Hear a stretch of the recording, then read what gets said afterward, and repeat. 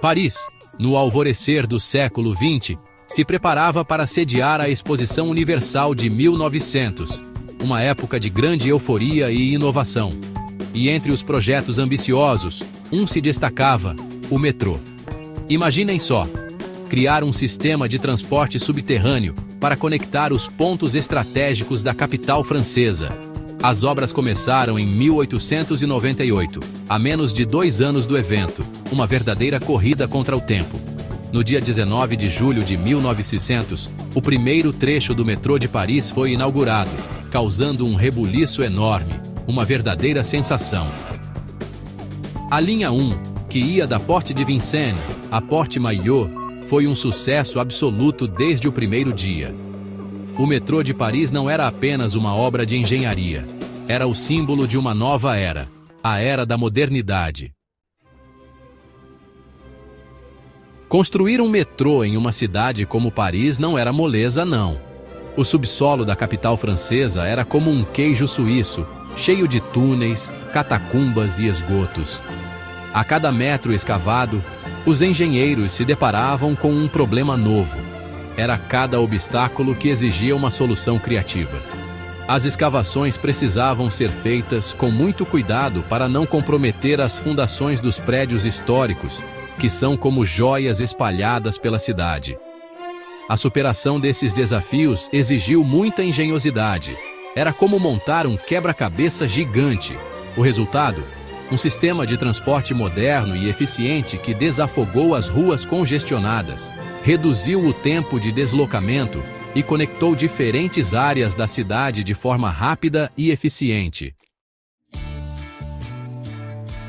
O metrô de Paris não se limitou a ser apenas um meio de transporte. Ele se tornou um cartão postal da cidade, um marco arquitetônico e artístico. Grande parte desse charme se deve ao estilo Art Nouveau, que estava em alta na época de sua construção. As entradas das estações, projetadas pelo arquiteto Hector Guimard, são verdadeiras obras de arte, dá para acreditar? Com suas formas orgânicas, inspiradas na natureza, o ferro forjado e o vidro, as entradas do metrô se tornaram ícones da cidade. As estruturas em forma de trepadeiras, com seus característicos letreiros em estilo floral, são reconhecidas no mundo todo como símbolos de Paris. O metrô de Paris se tornava, assim, uma verdadeira galeria de arte a céu aberto, acessível a todos. A inauguração do metrô de Paris foi um marco no transporte público da cidade. Uma verdadeira revolução. Pela primeira vez, os parisienses podiam se locomover por longas distâncias rapidinho, sem enfrentar o trânsito caótico das ruas. O metrô se tornou a espinha dorsal do transporte público, conectando os principais pontos turísticos, áreas comerciais e bairros residenciais. A rapidez e a eficiência do metrô transformaram a vida dos parisienses. As pessoas podiam morar mais longe do centro da cidade e ainda assim chegar ao trabalho ou aos seus compromissos em um tempo razoável.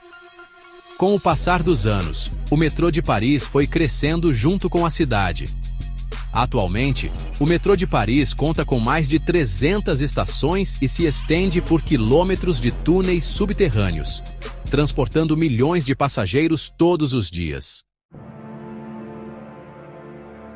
O metrô de Paris se tornou muito mais do que um simples meio de transporte.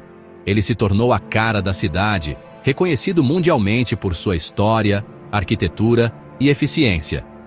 A rede de metrô parisiense serviu de inspiração para a construção de sistemas semelhantes em outras grandes cidades ao redor do mundo, como Londres, Nova York, Tóquio e Buenos Aires, que adotaram o modelo subterrâneo para solucionar seus problemas de transporte. O metrô de Paris também conquistou seu espaço na cultura popular, aparecendo em filmes, livros, músicas e obras de arte.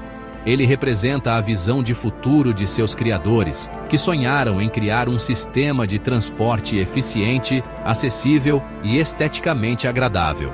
O metrô de Paris é um presente para as futuras gerações, um símbolo da rica história da cidade e um exemplo a ser seguido por outras metrópoles ao redor do mundo.